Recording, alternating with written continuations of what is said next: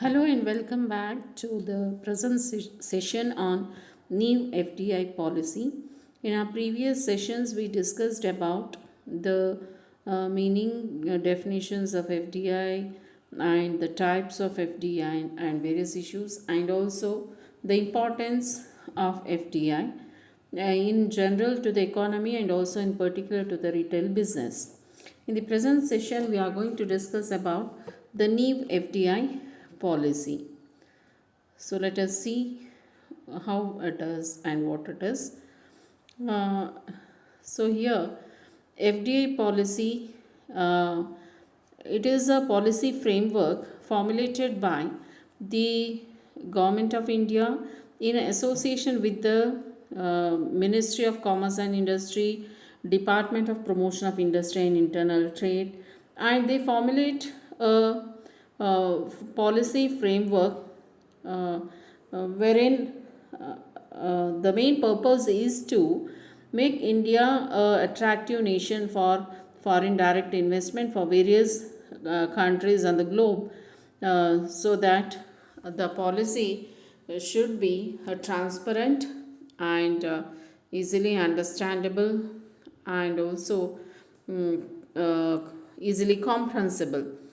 So ಇಲ್ಲಿ ಈ ಒಂದು ಸೆಷನಲ್ಲಿ ನಾವು ಹೊಸ ವಿದೇಶಿ ಬಂಡವಾಳ ಹೂಡಿಕೆ ನೀತಿ ಇದರ ಬಗ್ಗೆ ತಿಳ್ಕೊಳ್ತೇವೆ. ಸೊ ವಿದೇಶಿ ನೇರ ಬಂಡವಾಳ ಹೂಡಿಕೆ ನೀತಿ ಅಂದರೆ ಇದು ಒಂದು ವಿದೇಶಿ ನೇರ ಬಂಡವಾಳ ಹೂಡಿಕೆಗೆ ಚೌಕಟ್ಟನ್ನು ಒಂದು ಚೌಕಟ್ಟನ್ನು ಒದಗಿಸಿಕೊಡುವಂಥದ್ದು. ಇದರಲ್ಲಿ ಎಲ್ಲ rules and regulations and various limits, ಎಷ್ಟು ಮಿತಿ, ಯಾವ ಮಾರ್ಗದಲ್ಲಿ ಬಂಡವಾಳವನ್ನು ಹೂಡಬಹುದು, ಯಾವೆಲ್ಲ ವಲಯಕ್ಕೆ ಅವಕಾಶ ಇದೆ, ಯಾವ ವಲಯಗಳು ನಿಷೇಧಿತ, ಈ ಎಲ್ಲ ವಿಷಯಗಳನ್ನು ಒಂದು systematic framework is being provided by this policy, which will be formulated by the Department of Promotion of Industry and Internal Trade in association with the Government of India, Ministry of Commerce and Industry, Department of Economic Affairs, Ministry of Finance, ಇವರೆಲ್ಲ ಒಟ್ಟಾಗಿ ಸೇರಿ ಈ ಒಂದು FDI ಪಾಲಿಸಿಯನ್ನು ನಿರಂತರ ಒಂದು ನಿಗದಿತ ಇಂಟರ್ವಲಲ್ಲಿ at regular intervals there will be amendments and changes that will be made to the policy. ಈ ಒಂದು ನೀತಿಯನ್ನು ನಿರಂತರವಾಗಿ ಬದಲಾವಣೆಗೆ ಒಳಪಡಿಸಿ ಆ ಒಂದು ಆರ್ಥಿಕ ವ್ಯವಸ್ಥೆಯ ಅವಶ್ಯಕತೆಗೆ ಅನುಗುಣವಾಗಿ ಏನು ಬದಲಾವಣೆಯನ್ನು ತರಬೇಕು ಆ ಬದಲಾವಣೆಯನ್ನು ಒರಿಜಿನಲ್ ಪಾಲಿಸಿಗೆ ಅಮೆಂಡ್ಮೆಂಟ್ ಮಾಡುವ ಮುಖಾಂತರ ಈ ಒಂದು ಹೊಸ ಪಾಲಿಸಿಯನ್ನು ವರ್ಷದಿಂದ ವರ್ಷಕ್ಕೆ ಜಾರಿಗೆ ತರುವಂಥ ಒಂದು ಕೆಲಸವನ್ನು ಮಾಡುತ್ತೆ. So that is all about FDI policy. So India is among most liberal and transparent policy and FDI among the emerging economies. ಅಂದರೆ ಜಾಗತಿಕ ಮಟ್ಟದಲ್ಲಿ ಭಾರತ ಒಂದು ತುಂಬ ಉದಾರ ಮತ್ತು ಪಾರದರ್ಶಕ FDI ನೀತಿಯನ್ನು ಹೊಂದಿದೆ ಅಂತ ಹೇಳಲಿಕ್ಕೆ ಏನು ಆಧಾರ ಅಂದರೆ ನಮ್ಮ ಇತ್ತೀಚೆಗಿನ FDI ಸ್ಟ್ಯಾಟಿಸ್ಟಿಕ್ಸ್ ಅಂಕಿಅಂಶಗಳನ್ನು ನಾವು ಗಮನಿಸಿದರೆ the total FDI inflows into India during the second quarter of financial year 2020-21 ಅಂದರೆ ಎರಡನೇ ತ್ರೈಮಾಸಿಕ ನಮ್ಮ ಹಣಕಾಸು ವರ್ಷ 2020-21ರ ಎರಡನೇ ತ್ರೈಮಾಸಿಕ ಅವಧಿಯಲ್ಲಿ ನಮ್ಮ ದೇಶ ವಿದೇಶಿ ನೇರ ಬಂಡವಾಳ ಹೂಡಿಕೆ ಬೇರೆ ದೇಶಗಳಿಂದ ಪಡೆದಿರ್ತಕ್ಕಂಥದ್ದು ಈಕ್ವಿಟಿ ಬಂಡವಾಳ ಹೂಡಿಕೆಯಲ್ಲಿ 1,74,793 ಕೋಟಿ is actually a huge amount, and also when compared with the previous year data there is a hike of 23%. ಅಂದರೆ ಇದು ಒಂದು ದೊಡ್ಡ ಪ್ರಮಾಣವಾಗಿದ್ದು ಹಿಂದಿನ ವರ್ಷದ ಇದೇ ಅವಧಿಗೆ ಹೋಲಿಕೆ ಮಾಡಿದರೆ ಇದರಲ್ಲಿ ನಾವು 23% ಹೆಚ್ಚಳವನ್ನು ಕಾಣ್ತೇವೆ. So we can say that we are having a sound and transparent FDI policy. One more thing what we should look into is the sectors which are attracting more FDI in our country is service sectors, computer software, hardware, telecommunications. ಅತಿ ಹೆಚ್ಚು ವಿದೇಶಿ ನೇರ ಬಂಡವಾಳವನ್ನು ಪಡೆದಿರ್ತಕ್ಕಂಥದ್ದು ನಮ್ಮ ದೇಶದ ಸೇವಾ ವಲಯಗಳು. ಅದರ ನಂತರ ಕಂಪ್ಯೂಟರ್ ಸಾಫ್ಟ್ವೇರ್, ಹಾರ್ಡ್ವೇರ್ ಮತ್ತು ಟೆಲಿಕಮ್ಯುನಿಕೇಷನ್ ವಲಯಗಳು. ಸೊ ನಾವು ಹಿಂದಿನ ಸೆಷನಲ್ಲಿ ಹೇಳಿದ್ದೇವೆ, ವಿದೇಶಿ ನೇರ ಬಂಡವಾಳ ಹೂಡಿಕೆಯನ್ನು ನಾವು ಪಡೆಯುವಂಥದ್ದು 2 ಮಾರ್ಗಗಳಿದೆ. ಒಂದು ಸ್ವಯಂಚಾಲಿತ ಮಾರ್ಗ, ಅಂದರೆ ಅದನ್ನು ನಾವು ಆಟೋಮ್ಯಾಟಿಕ್ ರೂಟ್ ಅಂತೇವೆ, which doesn't require any approval. ಇನ್ನೊಂದು ಸರ್ಕಾರದ ಮಾರ್ಗ, government route, that requires approval by the government. ಅಂದರೆ ಆಟೋಮ್ಯಾಟಿಕ್ ರೂಟಲ್ಲಿ ಮುಂಚಿತವಾಗಿ ಅನುಮತಿ ಅವಶ್ಯಕತೆ ಇರೋದಿಲ್ಲ. ಸರ್ಕಾರ ಮಾರ್ಗದಲ್ಲಿ ಪಡೆಯುವುದಾದರೆ ಹೂಡಿಕೆ ಮಾಡೋದಕ್ಕಿಂತ ಮುಂಚಿತವಾಗಿ ಸರ್ಕಾರದ ಅನುಮತಿಯನ್ನು ಪಡೆಯುವಂಥ ಅವಶ್ಯಕತೆ ಇರುತ್ತೆ. So in case of automatic route, within 30 days of investment, the data or details should be submitted to the RBI.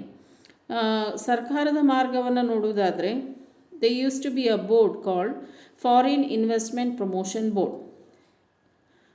ಹಿಂದೆ ವಿದೇಶಿ ಹೂಡಿಕೆ ಅಭಿವೃದ್ಧಿ ಮಂಡಳಿ ಅಂತ ಇತ್ತು, ವಿದೇಶಿ ನೇರ ಬಂಡವಾಳ ಹೂಡಿಕೆ ಅಭಿವೃದ್ಧಿ ಮಂಡಳಿ. ಇದು 2017ರಲ್ಲಿ ಇದನ್ನು ನಿಷೇಧಿಸಲಾಯಿತು. ಇದರ ಬದಲಿಗೆ ಫಾರಿನ್ ಇನ್ವೆಸ್ಟ್ಮೆಂಟ್ ಫೆಸಿಲಿಟೇಷನ್ ಪೋರ್ಟಲ್, ಅಂದರೆ 2017ರವರೆಗೆ ಏನು ವಿದೇಶಿ ನೇರ ಬಂಡವಾಳ ಅಭಿವೃದ್ಧಿ ಮಂಡಳಿ ಇತ್ತು, ಎಲ್ಲ ವಲಯಗಳಲ್ಲೂ ಹೂಡಿಕೆ ಮಾಡಬೇಕಾದಾಗ ಇದೇ ಒಂದು ಮಂಡಳಿಯ ಮುಖಾಂತರ ಅನುಮತಿಯನ್ನು ಪಡಿಬೇಕಾದಂಥ ಅವಶ್ಯಕತೆ ಇತ್ತು. ಆದರೆ 2017ರಿಂದ ಈಚೆಗೆ ಏನು ವಿದೇಶಿ ನೇರ ಬಂಡವಾಳ ಹೂಡಿಕೆ ನೀತಿಯಲ್ಲಿ ಬದಲಾವಣೆಯನ್ನು ತಂದಿದ್ದಾರೆ ಅಂದರೆ, in whichever sector they wish to invest, they have to get permission from the concerned authorities. ಅವರಿಗೆ ಸಂಬಂಧಿಸಿದ ಇಲಾಖೆಯಿಂದ ಅನುಮತಿಯನ್ನು ಪಡೆಯಬೇಕಾಗತ್ತೆ. ಅಲ್ಲಿ ಒಂದು ಜನರಲೈಸ್ಡ್ ಮಂಡಳಿ ಇಲ್ಲ, ಸಾಮಾನ್ಯವಾದಂಥ ಮಂಡಳಿ ಇರೋದಿಲ್ಲ, ಅದನ್ನು ಮುಚ್ಚಲಾಗಿದ್ದು. ಇಲ್ಲಿ ರಕ್ಷಣಾ ಇಲಾಖೆಗೆ ಸಂಬಂಧಿಸಿದ ಹೂಡಿಕೆ ಆಗಿದ್ದರೆ ರಕ್ಷಣಾ ಇಲಾಖೆಯಿಂದ ಅನುಮತಿ ಪಡಿಬೇಕು. ರೈಲ್ವೆ ಇಲಾಖೆಗೆ ಸಂಬಂಧಿಸಿದ್ದಾದರೆ ಆ ಇಲಾಖೆ, ಆ ಮಿನಿಸ್ಟ್ರಿ, ಆ ಸಚಿವಾಲಯದಿಂದ ಅನುಮತಿಯನ್ನು ಪಡೆಯುವಂಥದ್ದು. ಆ ರೀತಿಯ ಒಂದು ವ್ಯವಸ್ಥೆಯನ್ನು ಇತ್ತೀಚಿನ ವಿದೇಶಿ ನೇರ ಬಂಡವಾಳ ಹೂಡಿಕೆ ನೀತಿಯಲ್ಲಿ ತರಲಾಗಿದೆ. ಸೊ ಅನುಮತಿಯನ್ನು ಪಡೀಲಿಕ್ಕೆ ಈಗ online portal, that is foreign investment facilitation portal ಅನ್ನೋ ಒಂದು ಪೋರ್ಟಲನ್ನು ಸೃಷ್ಟಿ ಮಾಡಿ ಅದರ ಮುಖಾಂತರ ಅರ್ಜಿಯನ್ನು ಸಲ್ಲಿಸ್ತಕ್ಕಂಥ ಒಂದು ಅವಕಾಶವನ್ನು ಮಾಡಲಾಗಿದೆ. ಇನ್ನು ವಿದೇಶಿ ನೇರ ಬಂಡವಾಳ ಹೂಡಿಕೆಯ ಮೊತ್ತ 5,000 ಕೋಟಿ ಮತ್ತು ಅದಕ್ಕಿಂತ ಹೆಚ್ಚಾದರೆ ಅವರು ಅನುಮತಿಯನ್ನು cabinet committee on foreign investment, ಕ್ಯಾಬಿನೆಟ್ದ ಕಮಿಟಿ ಏನಿದೆ ವಿದೇಶಿ ಬಂಡವಾಳ ಹೂಡಿಕೆಯಲ್ಲಿ, ಆ ಒಂದು ಕಮಿಟಿಯಿಂದ ಅನುಮತಿಯನ್ನು ಪಡೆಯುವಂಥ ಅವಶ್ಯಕತೆ ಇರುತ್ತೆ. So this is all about from where and how to get permission or approval for foreign direct investment. Then the new FDI policy 2020 is formulated and which has come into force from October 15, 2020. According to the new FDI policy, ಹೊಸ ವಿದೇಶಿ ನೇರ ಬಂಡವಾಳ ಹೂಡಿಕೆ ನೀತಿಯ ಪ್ರಕಾರ ಈ ಕೆಳಗಿನ ವಲಯಗಳಲ್ಲಿ ವಿದೇಶಿ ನೇರ ಬಂಡವಾಳ ಹೂಡಿಕೆಯನ್ನು ನಿಷೇಧಿಸಲಾಗಿದೆ. So you can see here, that is lottery business, lottery ವ್ಯವಹಾರ, ಸರ್ಕಾರ ಇರ್ಬೋದು, ಖಾಸಗಿದಿರ್ಬೋದು, ಆನ್ಲೈನ್ ಇರ್ಬೋದು. Gambling and betting including casinos, ಜೂಜು, ಬೆಟ್ಟಿಂಗ್, ಈ ಚಟುವಟಿಕೆಗಳು. ಚಿಟ್ ಫಂಡ್ಸ್, ನಿಧಿ company, trading in transferable development rights, ವರ್ಗಾವಣೆಗೊಳ್ತಕ್ಕಂಥ ಅಭಿವೃದ್ಧಿ ಹಕ್ಕುಗಳು. ಅಂದರೆ ಯಾವುದಾದ್ರೂ ವ್ಯಕ್ತಿ ತನ್ನ ಆಸ್ತಿಯನ್ನು ಸರ್ಕಾರ ಮೂಲಭೂತ ಸೌಕರ್ಯ ಅಭಿವೃದ್ಧಿಗೆ ವರ್ಗ ಮಾಡಿದ್ದು ಅದರಿಂದ ಸರ್ಟಿಫಿಕೇಟನ್ನು ಪಡೆದಿದ್ದರೆ ಅಂಥವುಗಳ ವ್ಯಾಪಾರದಲ್ಲಿ, real estate business or construction of farm houses, cigarette manufacturing ಡಿಸ್ಟ್ರಿಬ್ಯೂಷನಲ್ಲಿ, ಮತ್ತು all those activities or sectors which are not open to private sector investment. ಯಾವ ವಲಯಗಳಲ್ಲಿ ಖಾಸಗಿ ವಲಯಕ್ಕೆ ಅನುಮತಿ ಕೊಟ್ಟಿಲ್ಲ ಇನ್ನೂ, ಆಟೋಮಿಕ್ ಎನರ್ಜಿ ಆ್ಯಂಡ್ ರೈಲ್ವೆ ಆಪರೇಷನ್ಸಲ್ಲಿ ಕೆಲವೊಂದು ಏರಿಯಾಸ್ಗೆ ಮಾತ್ರ ಅನುಮತಿ ಇಲ್ಲ, ಅಂದರೆ sensitive areas from security point of view, ಈ ವಿಷಯದಲ್ಲಿ ಹೂಡಿಕೆ ಮಾಡುವ ಅವಕಾಶಗಳಿರುವುದಿಲ್ಲ. ಇದಿಷ್ಟು ವಲಯಗಳಲ್ಲಿ ವಿದೇಶಿ ನೇರ ಬಂಡವಾಳ ಹೂಡಿಕೆ ಹೊಸ ನೀತಿಯ ಪ್ರಕಾರ ನಿಷೇಧಿಸಲಾಗಿದೆ. Then the competent authorities to give approval. ನಾವು ಹೇಳಿದಾಗೆ 2017ಕ್ಕಿಂತಲೂ ಮುಂಚೆ ಹೇಗಿತ್ತು, ಒಂದೇ ಮಂಡಳಿ ಇತ್ತು, ಆ ಮಂಡಳಿಗೆ ಅರ್ಜಿಯನ್ನು ಸಲ್ಲಿಸುವುದು, ಅದರ ಮುಖಾಂತರವೇ ಅನುಮತಿಯನ್ನು ಪಡೆಯುವುದಿತ್ತು. ಆದರೆ ಈಗ ಆ ಚಟುವಟಿಕೆಗೆ ಸಂಬಂಧಿಸಿದ ಇಲಾಖೆ ಅಥವಾ ಸಚಿವಾಲಯ ಏನಿರುತ್ತೆ ಅಲ್ಲಿಗೆ ಫಾರಿನ್ ಇನ್ವೆಸ್ಟ್ಮೆಂಟ್ ಫೆಸಿಲಿಟೇಷನ್ ಪೋರ್ಟಲ್ ಮುಖಾಂತರ ಅರ್ಜಿ ಸಲ್ಲಿಸಿ ಅನುಮತಿಯನ್ನು ಪಡೆಯಬೇಕಾಗತ್ತೆ. So you can see here with regard to mining there is ministry of mines, defence, ministry of defence, broadcasting and print media. ಅದರಲ್ಲಿ ಹೂಡಿಕೆ ಮಾಡುವುದಾದರೆ permission should be obtained from ministry of information and broadcasting. Telecommunication ಆದರೆ department of telecommunication. ಹೀಗೆ ಆ ಒಂದು ಸಂಬಂಧಿತ ಇಲಾಖೆ ಅಥವಾ ಕಚೇರಿಯಿಂದ ಅನುಮತಿಯನ್ನು ಪಡೆಯಬೇಕಾಗತ್ತೆ. Then FDI sectoral guidelines. ಯಾವ ವಲಯದಲ್ಲಿ ಎಷ್ಟು ಹೂಡಿಕೆಯನ್ನು ಮಾಡ್ಬೋದು, ಅದರಲ್ಲಿ ಎಷ್ಟು ಸ್ವಯಂಚಾಲಿತ ಮಾರ್ಗ ಮತ್ತು ಎಷ್ಟು ಸರ್ಕಾರದ ಮಾರ್ಗದ ಮುಖಾಂತರ ಅನ್ನೋದು ಇಲ್ಲಿ ಕೊಟ್ಟಿದ್ದಾರೆ. ಸೊ ಇದು ಬದಲಾವಣೆ ಆಗ್ತಾ ಇರುತ್ತೆ. So keeping in mind the growth rate, economic growth rate required, the development of the economy, ಈ ಒಂದು ಅಂಶವನ್ನು ಗಮನದಲ್ಲಿ ಇಟ್ಕೊಂಡು ಸರ್ಕಾರ ನಿರಂತರವಾಗಿ ಸಮಯದಿಂದ ಸಮಯಕ್ಕೆ ಈ ಒಂದು ವಿಷಯಗಳಲ್ಲಿ ಬದಲಾವಣೆಯನ್ನು ತರುವಂಥ ಪ್ರಯತ್ನವನ್ನು ಮಾಡುತ್ತೆ. So you can see agriculture. So before many years this sector was not open for FDI, but now it is open. 100% investment by automatic route is possible in agriculture. That is ಮಿತಿ 100% ಇದೆ automatic ರೂಟಲ್ಲಿ. Plantation 100%. Petroleum, natural gas, you can see here if it is a private business then it is 100% through automatic. Public sector undertakings ಆದರೆ 49% ವರೆಗೂ investment ಮಾಡ್ಬೋದು automatic ರೂಟಲ್ಲಿ. Defence 100% ಅವಕಾಶ ಇದೆ, ಆದರೆ automatic up to 74%. Beyond the 74% investment requires government approval. ಈ ರೀತಿ ಒಂದು guidelines. In detail you can get all information if you go through the website dipp.government.in. ಈ dipp.government.in ಈ ಒಂದು ವೆಬ್ಸೈಟಲ್ಲಿ ನೀವು ಹುಡುಕಿದರೆ ನಿಮಗೆ ಇದರ ಪೂರ್ತಿ ವಿವರವಾದಂಥ ಮಾಹಿತಿ ಸಿಗತ್ತೆ. The full-fledged whole circular itself is available in this website. You can go through it in detail. Then so if you come here, the 14th one, this trading, ಇಲ್ಲಿ ಏನು ಟ್ರೇಡಿಂಗ್ ಬರೆದಿದೆಯಲ್ಲ ಅದು ಮೇಲೆ ಹೋಗಬೇಕು, ಕೆಳಗೆ ಬಂದಿದೆ. Trading 100% automatic, E commerce 100% automatic. ಅದರಿಂದ ಇಲ್ಲಿ ಸರಿಯಾಗಿ ನೋಡ್ಕೊಳ್ಳಿ. Single brand retail trading 100% automatic. ಅದು ಇಲ್ಲಿ ಒಂದು ಮೇಲೆ ಹೋಗಿರೋದ್ರಿಂದ ಅದರದ್ದು ಸೀಕ್ವೆನ್ಸ್ ಏನಾಗಿದೆ ಆಚೀಚೆ ಆಗಿದೆ. ಸೊ ತಪ್ಪು ತಿಳ್ಕೊಬೇಡಿ. ಒಂದು ನೀವು ಸರ್ಕ್ಯುಲಾರ್ ನೋಡ್ಬೋದು, ಇನ್ನೊಂದು ನಾನಿಲ್ಲಿ ಹೇಳ್ತಾ ಇದ್ದೀನಿ single brand retail trading 100% FDI cap through automatic root.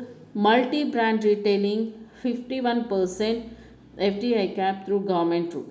Single brand ರಿಟೇಲಿಂಗಲ್ಲಿ 100% FDIಗೆ ಅವಕಾಶ ಇದೆ, ಅದು ಆಟೋಮ್ಯಾಟಿಕ್ ರೂಟಲ್ಲಿ. ಮಲ್ಟಿ ಬ್ರ್ಯಾಂಡ್ ರಿಟೇಲಿಂಗ್ ಆದರೆ 100% ಅಲ್ಲ 51% FDI ಕ್ಯಾಪ್, ಅದು ಕೂಡ ಗೌರ್ಮೆಂಟ್ ರೂಟಲ್ಲಿ. ಸೊ ಇದು again you will get all these details in the new policy 2020. Then the special feature of new FDI policy. ಹೊಸ ವಿದೇಶಿ ನೇರ ಬಂಡವಾಳ ಹೂಡಿಕೆ ನೀತಿಯ ವಿಶೇಷ ಲಕ್ಷಣ ಅಂದರೆ ಈ ಒಂದು ನೀತಿ ಜಾರಿಗೆ ಬಂದಿರತಕ್ಕಂಥದ್ದು ಈ ಒಂದು ಪ್ಯಾಂಡಮಿಕ್ ಪೀರಿಯಡಲ್ಲಿ. COVID-19 ಏನು ಪ್ಯಾಂಡಮಿಕ್ ಹಬ್ಬಿದೆ, ಇದರ ಒಂದು ಮಧ್ಯದಲ್ಲಿ ಇದು ಜಾರಿಗೆ ಬಂದಿರೋದ್ರಿಂದ ಅದಕ್ಕೆ ಸಂಬಂಧಿಸಿದ ಕೆಲವೊಂದು ಅಂಶಗಳನ್ನು ಕೂಡ ಇಲ್ಲಿ ಸರ್ಕಾರ ಪರಿಗಣಿಸಿದೆ.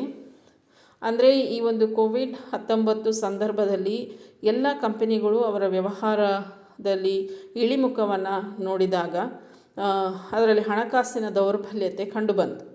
ಸೊ ಈ ಪಾಲಿಸಿ ಏನು ಹೇಳುತ್ತೆ ಅಂತಂದರೆ, ಇಂತಹ ದೌರ್ಬಲ್ಯ ಸಿಚುವೇಷನನ್ನು, ಒಂದು ಸನ್ನಿವೇಶನವನ್ನು ಬೇರೆ ದೇಶದವರು ದುರ್ಬಳಕೆ ಮಾಡಿಕೊಳ್ಬಾರ್ದು.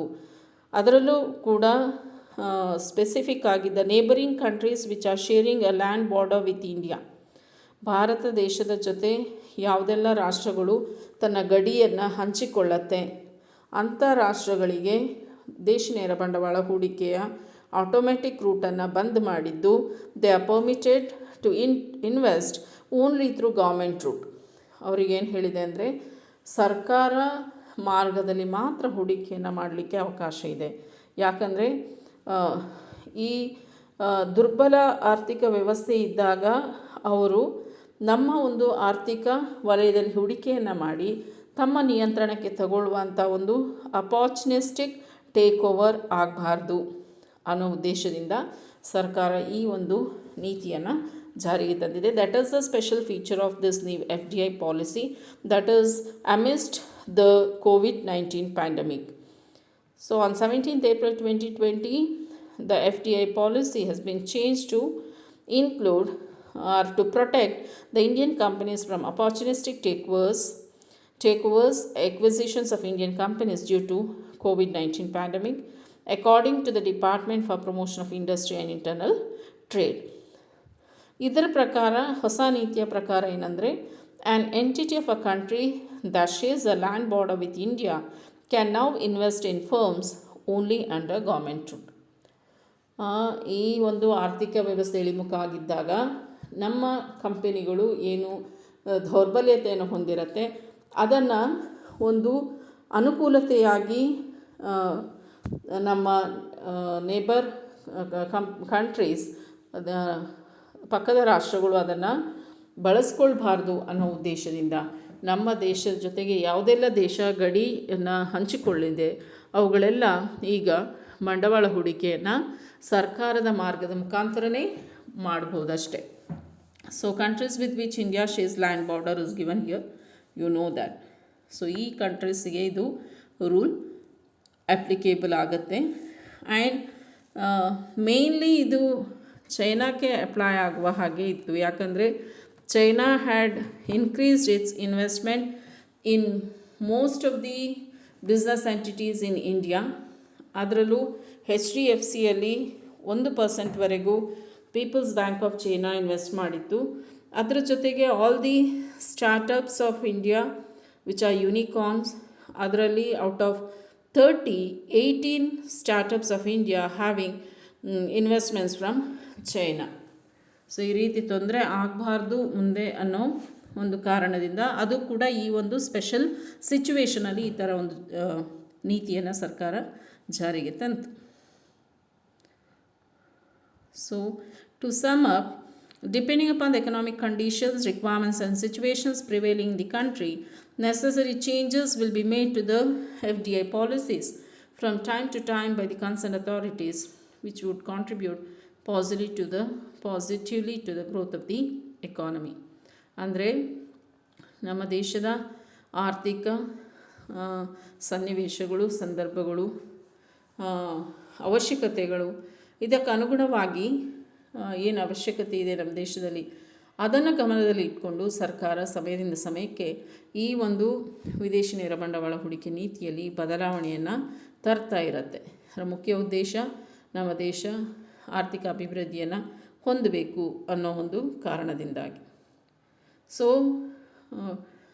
Please you all go through the website dipp.government.in wherein you get 111 pages of detail about new FDI policy 2020. ತುಂಬ ವಿವರವಾದಂತಹ ಮಾಹಿತಿ ಅದರಲ್ಲಿ ನಿಮಗೆ ಸಿಗತ್ತೆ. Go through it. Thank you.